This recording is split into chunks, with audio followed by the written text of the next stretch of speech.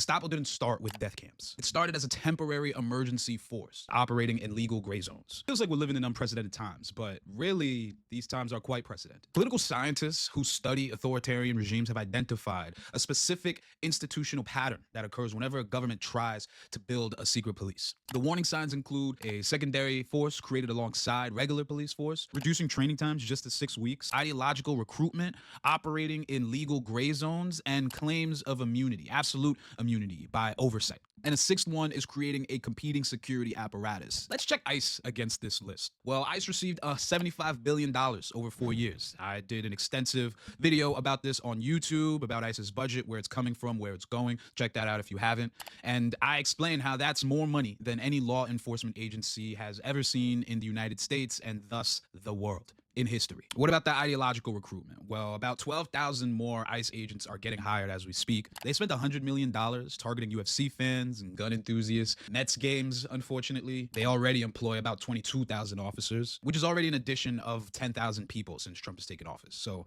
yeah, they're hiring fast. So operating in legal gray zones, an example of this, they use administrative warrants, which do not need a judicial review, but that also does not give them the ability to do door-to-door, no-knock, just breaking and entering, the same sort of fate that met Keith Powers. And I mean, the claims of immunity, you've seen Trump all over the news. You've seen JD Vance all over Twitter. And so the kind of argument is going to be something like, well, ICE existed under Obama and Biden and other presidents before Donald Trump. Well, the Gestapo existed in the Weimar Republic too, but they were the Prussian political police. The difference in how they were operating then and how they were operating now is trifold. Funding explosion, training cuts, ideological hiring, all of these warning signs of an authoritarian regime that's right in front of our face. But here is a scary difference. Part of ICE's $75 billion budget is contracts with Palantir, Peter Thiel's surveillance company. You know about them. I don't have to tell you. They got $30 million out of that $75 billion to create Immigration OS, an operating system to surveil, track, and connect social medias, passport records, social security, IRS files, license plate numbers, who they might suspect to be an illegal immigrant, or just someone that the administration doesn't like.